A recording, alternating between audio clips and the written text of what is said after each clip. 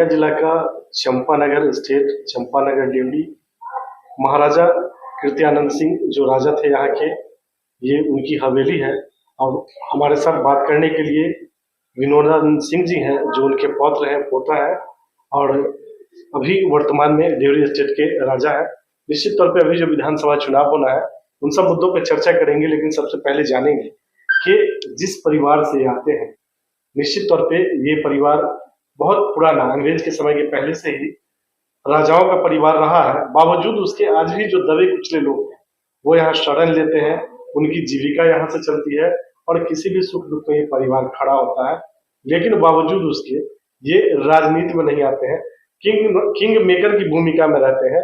तो उसका सबसे बड़ा कारण क्या है, और वर्तमान जो लोकसभा का चुनाव हुआ, यहाँ एनडीए हारी, उसका क्या कारण है, और 2025 के जो विधानसभा का चुनाव होगा, उसमें यहाँ एनडीए की क्या स्थिति रहेगी, इन सब मुद्दों पर चर्चा करेंगे। अभी जो आपके शहर के विधायक है, निश्चित तौर पर ओल्ड एज भी है, और अभी कई नाम आ रहा है, जिसमें एक सबसे प्रबल दावेदारी जिनकी मानी जा रही है, वो डॉक्टर संजीव कुमार।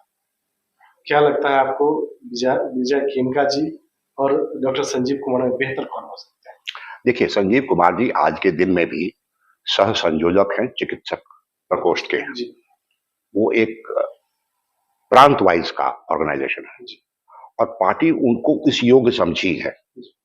और यहाँ के लोगों में एक फीलिंग है कि डॉक्टर संजीव कुमार हफ्ते हफ्ते फ्री कैंप्स करते हैं और इसको पॉलिटिक्स से कुछ लेना देना नहीं है। ये बहुत दिनों से कर रहे हैं, अनलेस ये 15 साल से या 10 साल से सोच रहे थे कि मैं लड़ूंगा एक दिन, इसलिए अपना फील्ड बना रहे थे। मगर मुझे नहीं लगता कि ये फील्ड बना रहे हैं। ये बहुत जेन्युइन टाइप के आदमी हैं और हम ये फील कर रहे हैं कि पर्सनली इनको तो घाटा हो जाएगा एमएलए बनने पर, परंतु समाज के लिए बहुत अच्छा होगा। अगर डॉक्टर संजीव यहाँ से विधायक होते हैं तो ये समाज के लिए अच्छी बात है, बहुत अच्छी बात है, इसमें दो राय नहीं है। परंतु खेमका जी को हटाया जाएगा पार्टी के द्वारा, उसमें बस केवल एक ही बिंदु है जिस पर उनको हटाने की गुंजाइश बन रही है। वो बिंदु कामयाब होगी या नहीं ये मैं नहीं जानता। ये बिंदु ये है कि ये जीते थे शायद 30-35 हजार वोट से, और इस सेगमेंट में पार्लियामेंट में हम 8,000 वोट से हार गए। तो लोग ये मान रहे हैं कि इनके पॉपुलैरिटी में 40,000 वोट का क्षति हुआ, गिरावट आई है। तो ये गिरावट को अगर पैमाना मान दिया जाए तो शायद इनका टिकट कट जाए। इस समय मैं पूर्णिया में हूँ और मेरे साथ है डॉक्टर संजीव कुमार, जो बीजेपी में है और बीजेपी शिक्षा प्रकोष्ठ के प्रदेश के सह संयोजक है। और इनका जो परिवार रहा है, इनकी जो पिछली पीढ़ी रही है या फिर उसके बाद की भी पीढ़ी है, तो निश्चित तौर पे आरएसएस से जुड़े लोग रहे हैं। और चाहे वो बजरंग दल हो या फिर उस समय जब विश्व हिंदू परिषद कहा जाता था, वैसे लोग आज पार्टी से अलग क्यों? निश्चित तौर पे जो पुराने लोग हैं, जो आरएसएस के लोग हैं या बहुत पुराने बीजेपी के वर्कर हैं, आने वाले समय में देखा गया है कि बिहार के अलग अलग जिलों में खुद को पार्टी से अलग किए हुए हैं। और यही कारण है कि जो अभी 25 का विधानसभा चुनाव है, उसमें बीजेपी की स्थिति बहुत अच्छी दिखाई नहीं दे रही है, जिसके वजह से कहीं ना कहीं नीतीश कुमार का सहारा लेना पड़ रहा है। और आने वाला जो समय होगा शायद इससे भी खराब हो सकता है। उसका कारण है कि एंटी इनकम्बेंसी भी पार्टी के साथ रहेगी। नीतीश कुमार का जो कार्यकाल रहा है या विगत दिनों जो उनकी स्थिति हुई है, उस पर भी चर्चाएं होंगी। लेकिन सबसे बड़ा मुद्दा और सबसे बड़ा सवाल ये होगा कि क्या बीजेपी अच्छे लोगों पे दाव लगाएगी या फिर बीजेपी वैसे लोगों पे दाव लगाएगी जो विधायक तो बन जाते हैं, लेकिन शायद वो आम लोगों के लिए नहीं सोचते हैं, जो आखिरी पंक्ति के लोग होते हैं उनके लिए नहीं सोचते हैं। और ये सच्चाई है बिहार की। अभी जो सबसे बड़ी सच्चाई है वो ये है, एक बार का विधायक अपने 3 पीढ़ियों के बारे में सोचता है, चाहे वो गैस एजेंसी हो, पेट्रोल पंप हो, बाइक की एजेंसी हो, 4 व्हीलर की एजेंसी हो, या अलग अलग प्रकार के व्यवसाय हो। तो निश्चित तौर पर पार्टी को तय करना होगा कि आपके बीच ऐसे भी प्रत्याशी है जो आर्थिक रूप से मजबूत है, सामाजिक पृष्ठभूमि अच्छी है, पारिवारिक पृष्ठभूमि अच्छी है, और हर पार्टियों में उनका व्यक्तिगत वोट है। अगर ऐसे लोगों पे आप दाव लगाते हैं तो जो 2025 का विधानसभा चुनाव है वो आपके लिए आसान होगा। नहीं तो जो स्थिति 2015 में हुई थी, शायद उससे भी खराब स्थिति होगी। इन्हीं सब मुद्दों पर चर्चा करेंगे। सर, आप आरएसएस से आते हैं, आपकी जो पृष्ठभूमि है वो आरएसएस की है, और बीजेपी के शिक्षा प्रकोष्ठ के आप संयोजक भी है प्रदेश के। क्या मानते हैं जो बीजेपी की स्थिति अभी वर्तमान में, जो भी आपके पार्टी के पुराने लोग हैं, चाहे बिहार के किसी भी जिले में, लगता है कि वो कहीं ना कहीं पार्टी से अलग होते जा रहे हैं? इसका सबसे बड़ा कारण क्या है? देखिए, जो विचारधारा को लेकर के हम लोग अब तक पार्टी में जुड़े रहे और वो संघ विचारधारा को लेकर के आगे हमेशा बढ़ते रहे, तो संघ के संगठन में तो यही चीज होता है कि हमारे जो भी स्वयंसेवक बंधु हैं और समाज के हर वर्ग के जो लोग हैं वो सब एकजुट रहे जी और तभी समाज का एक मजबूत समाज का निर्माण होता है। और इन चीजों के लिए हम लोग हमेशा लगे रहे हैं। पार्टी भी उसी विचारधारा पर अब तक तो चलती आ रही है कि जो कार्यकर्ता है उनको भी हम लोग जोड़ के रखे। कहीं ना कहीं थोड़ा सा इन चीजों में अगर कभी कमी हो जाती है तो उसी से अपने बीच के भी कुछ कार्यकर्ता सब नाराज होकर के इधर उधर जाते हैं। पार्टी का ऐसे कोशिश ये रहता है कि उनको भी हम लोग मना करके अपने घर में ही रखें तो ज्यादा ठीक रहेगा। अभी वर्तमान जो प्रदेश अध्यक्ष जी हैं इन सब चीजों पर विशेष संज्ञान लेकर के उस पर अपने पुराने कार्यकर्ताओं को भी महत्व दे रहे हैं, स्थान दे रहे हैं। तो ये उनके लिए एक बड़ी बात है कि ऐसा सोच उनका हो रहा है। आज भी अब पूर्णिया में सबसे बड़ी और गंभीर समस्या क्या मानते हैं जिसका समाधान विगत कई वर्षों में नहीं हो पाया? देखिए, पूर्णिया जिला वो सबसे पुराना जिला है और ये 255 वर्ष का पुराना जिला है और राजनीतिक दृष्टिकोण से भौगोलिक दृष्टिकोण से भी ये महत्वपूर्ण जिला रहा है जी और ये पूरे का पूरे इधर 7 स्टेट को कंसर्न करता है। तो इसलिए विकास की जो यहाँ पर रफ्तार है वो और अधिक होने से पूर्णिया के जो ग्रामीण परिवेश में भी जो लोग हैं और यहाँ के भी जो जनता है वो और अपने को उत्साहित महसूस करेगी। मुझे लगता है कि और विकास का पैमाना और भी अधिक हो ताकि यहाँ पे लोग ज्यादा खुश रह सके। बिहार में जब चुनाव आता है तो एक सबसे बड़ा सवाल इस इलाके में निकल के आता है घुसपैठिए का, और निश्चित तौर पे ये बड़े पैमाने पर है। क्या इसके लिए आप बड़े से छोटे जो भी जनप्रतिनिधि हैं उनको जिम्मेदार मानते हैं? घुसपैठिए की समस्या तो यह यहाँ पर पूर्णिया जिला में और इधर पूरा जो 3-4 जिला है जो जी। कटिहार, किशनगंज, अररिया जी सब जिला है, इसके लिए तो एक मेजर समस्या है। हमारा जो लिमिटेड रिसोर्सेस है जी उस रिसोर्सेस पर कहीं ना कहीं ये घुसपैठिए का अगर हो रहा है जी तो उन चीजों को हम लोगों को तो संज्ञान में लेना ही चाहिए। और ये अगर इस चीजों में नहीं हो पा रहा है तो कहीं ना कहीं हम लोग सब उसके लिए दोषी हैं। समाज के हर वर्ग को इसके लिए दोषी सोचना होगा कि हमको वो चिन्हित करना है। सरकार को भी विशेष रूप से इस पर संज्ञान लेना होगा और इन चीजों के लिए केंद्र सरकार को भी एक कठोर नीति बना करके काम करना होगा ताकि ये जो सीमावर्ती क्षेत्र है जी ये इसका अपना एक अस्मिता बना रहे कि ऐसा नहीं हो कि कल होकर के वो फिर एक डिस्टर्ब एरिया हो जाए। हम लोग को इस पर विशेष रूप से तो ध्यान देना ही होगा, ये सब लोगों की जिम्मेदारी बनती है। निश्चित तौर पे। जी इनक्रोचमेंट और वाटर लॉगिंग सबसे बड़ी और गंभीर समस्या आपके शहर में। जो वर्तमान विधायक हैं निश्चित तौर पे बीजेपी के ही हैं और बिहार में डबल इंजन की सरकार कही जाती है, तो क्या विधायक जी की इच्छा शक्ति नहीं थी या फिर पार्टी ने या फिर सरकार ने इस पर ध्यान नहीं दिया? वाटर लॉगिंग का समस्या आजकल आज के दिनों में पूर्णिया के लिए मेजर समस्या हो गया है। अगर नाला का निर्माण हो रहा है तो उसका वाटर लेवल नहीं निकाला जा रहा है। सड़क भी अगर बन रहा है तो उन चीजों को और कुछ संज्ञान में लेकर के उसकी गुणवत्ता को भी देखना आवश्यक है।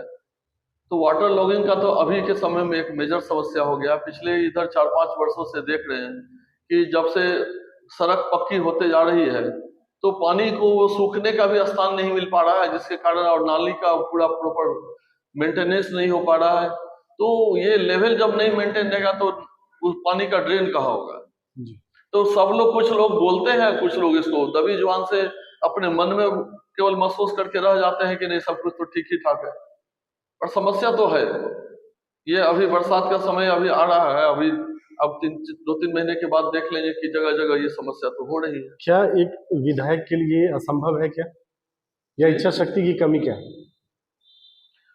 ये तो अब जो जिस पद पर है वो उनका कर्तव्य है कि वो इस पर सोचे, अपना एक रूपरेखा तैयार करें। लेकिन जिम्मेदारी तो बनती थी ना, संवैधानिक पद पे जीते हुए विधायक हैं, उनके शहर की कोई स्थिति भी ऐसी है। संवैधानिक पद पर जो भी व्यक्ति रहेगा उसको तो अपना नैतिक जिम्मेदारी तो लेना ही होगा। जी अगर इस तरह की जनता की समस्या अगर नहीं दूर हो रही है तो नैतिक जिम्मेदारी तो एक तो बनती ही है। ये पूर्णिया का दुर्भाग्य है, एसबीआई का जो जोनल ऑफिस था वो उठ के कहीं और चला गया, तो जो लोग यहाँ रोजगार से जुड़े हुए थे निश्चित तौर पे बेरोजगार हुए। और भी चाहे वो ऑल इंडिया रेडियो की बात हो, उसकी भी स्थिति बहुत अच्छी नहीं कह सकते हैं। तो क्या एक विधायक और सांसद का काम सिर्फ मामूली सा रोड सड़क बनाना रह गया, या इस तरह के जो ऑफिस जा रहे हैं या दूसरे जगह शिफ्ट कर रहे हैं, तो निश्चित तौर पे पूर्णिया शहर के सेहत पे असर पड़ रहा है क्या? पूर्णिया शहर के सेहत पर तो निश्चित तौर पे असर पड़ता है। अब यहाँ से 200 employee first grade second grade का अगर शिफ्ट कर गए तो उसके माध्यम से कितना रोजगार यहाँ पर था। जी। और यहाँ से निकल करके वो भागलपुर में भी अपने प्राइवेट कहीं पर अगर गए हैं, तो यहाँ पर जबकि अपना भवन रहने के बावजूद भी यहाँ से जाना हुआ, तो एक तो इच्छा शक्ति की कमी कहीं होती है कि हम लोग उसको रोक नहीं पाए, जबकि यहाँ की जनता इतनी ही जागरूक रही कि उसके लिए भी कई धरना प्रदर्शन का यहाँ पर दौर चला पूर्णिया में। वही स्थिति अभी कमोबेश एयरपोर्ट का भी अभी चल रहा है। एयरपोर्ट वाले भी इशू पे यहाँ के जो जनता है वही जागरूक होकर के इन विषयों को यहाँ पर हमेशा लाती रही है। और अब देखिए, जिस पूर्णिया विधानसभा को आप लोग 32,000 वोटों से जीते थे, उसको आप लोग 36,000 से लूज कर गए, क्या कारण मानते हैं? वर्तमान सांसद की एंटी इनकम्बेंसी, या फिर जो आपके विधायक हैं, मैं सीधे तौर पे आता हूं, जो आपके विधायक हैं वो व्यवसायी ही रह गए या विधायक भी बने? देखिए, हम तो पार्टी का एक सच्चा सिपाही है, भाजपा का हम एक समर्पित कार्यकर्ता है। तो हम लोग अपने स्तर से कोशिश तो ये करते हैं कि भाई जो भी कुछ समस्याएं हैं वो कहाँ तक उसको हम लोग दूर कर सके। और जो इस व्यवस्था से जो लोग जुड़े हुए हैं वो उनको अब उनका ये विषय है कि वो उस पर अपना क्या विचार रखते हैं, कैसे इन सब समस्याओं को वो दूर कर सकते हैं। जब चुनाव होता है तो चाहे वो केंद्र का चुनाव हो या राज्य का चुनाव हो, जो भी सरकारें होती है ये वादा करती है कि हम किसानों के लिए सोचेंगे, किसान की आय कैसे बढ़े उस पर हम विचार करेंगे। लेकिन ये दुर्भाग्य है कि आपके इलाकों में आज भी किसान की बहुत अच्छी स्थिति नहीं है। जो जनप्रतिनिधि होते हैं वो भी वादा करते हैं, लेकिन शायद उस पर खड़े नहीं उतरते हैं। सीधा सवाल आपसे है, आप भी निश्चित तौर पे लोगों के बीच घूमते हैं, आपकी भी उपलब्धता है, आपकी भी उपस्थिति है, और ये शीर्ष नेतृत्व जो है आपका या केंद्रीय नेतृत्व है, उनको भी पता है कि आप इस बार काफी एक्टिव मोड में हैं, आप भी चुनाव लड़ने के मूड में है। निश्चित तौर पे जनता की भी डिमांड है, चाहे वो किसी भी पार्टी के नेता हो, व्यक्तिगत तौर पे वो आपके साथ है, चाहे वो आरजेडी हो, बीजेपी हो, जेडीयू हो, व्यक्तिगत जो सपोर्टर लोग हैं वो आपके साथ है, और ये मास लेवल पे है। तो क्या लगता है आपको, जब आप क्षेत्र में जाते हैं तो किस तरह की समस्या से जूझना पड़ता है आपको? बहुत सारी बेसिक ऐसी समस्याएं हैं जो जनता कहना चाहती है, और मैं सुन करके केवल उन क्षेत्रों से अब निकल जाता हूँ। मुझे ये लगता है कि कुछ और भी इस जो भी काम अभी तक हुआ है उस काम को और हम तेजी से कैसे आगे बढ़ा सके जी। तो इसलिए जो भी अब तक का जो काम सब हो रहा है, तो सरकार का जो भी अभी तक योजना है, राज्य सरकार का या केंद्र सरकार का जो भी योजना है जी। उसको हम कैसे और आगे बढ़ाएं, हम लोगों को इस विषय पर ही विशेष रूप से सोचने की आवश्यकता है। अभी किसी भी समस्या के समाधान के लिए आपको नहीं लगता है कि जो सांसद और विधायक होते हैं, अगर उनकी इच्छा शक्ति हो तो उसका समाधान हो जाएगा? ये तो जनता का तो यही एक्सपेक्टेशन रहता है जी।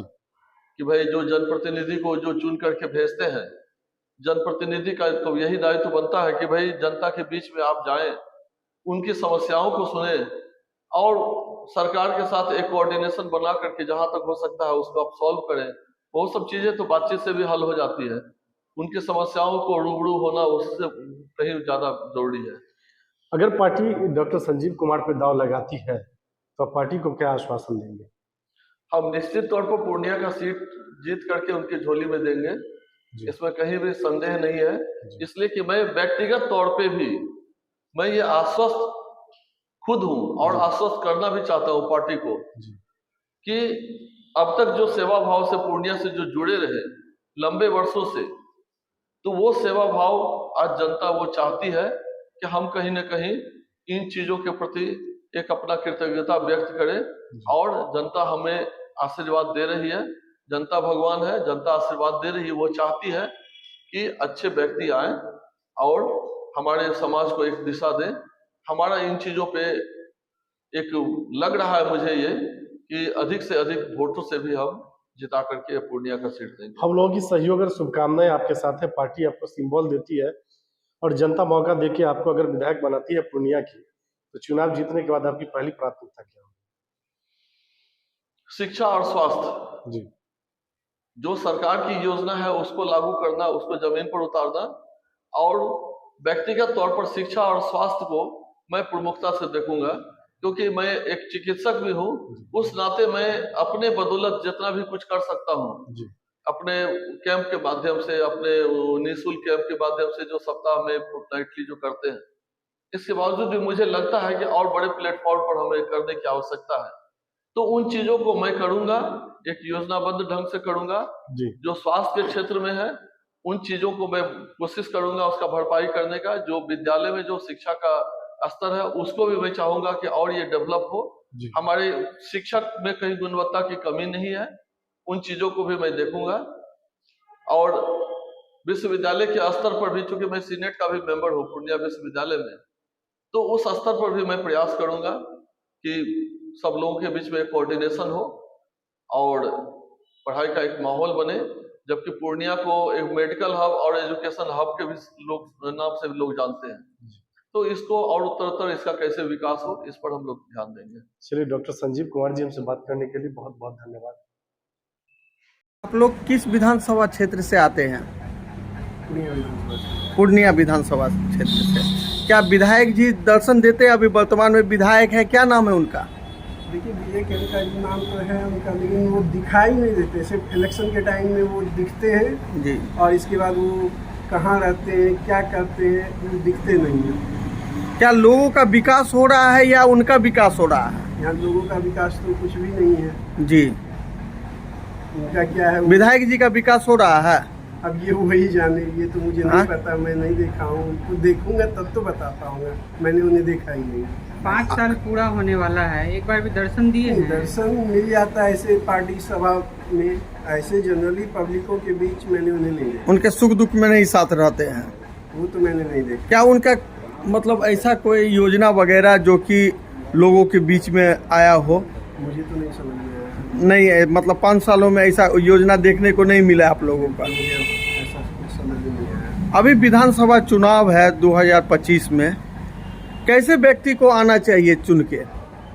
जो सामाजिक हैं, जो समाज में रहते हैं, सब लोगों से मिलते जुलते हैं, जो आम पब्लिकों से मिलते जुलते हैं, उन लोगों को ही आना चाहिए सरकार में, तो ज़्यादा अच्छा होगा। जो गरीब आदमी के सुख दुख में साथ में रहते हैं उनको आना चाहिए।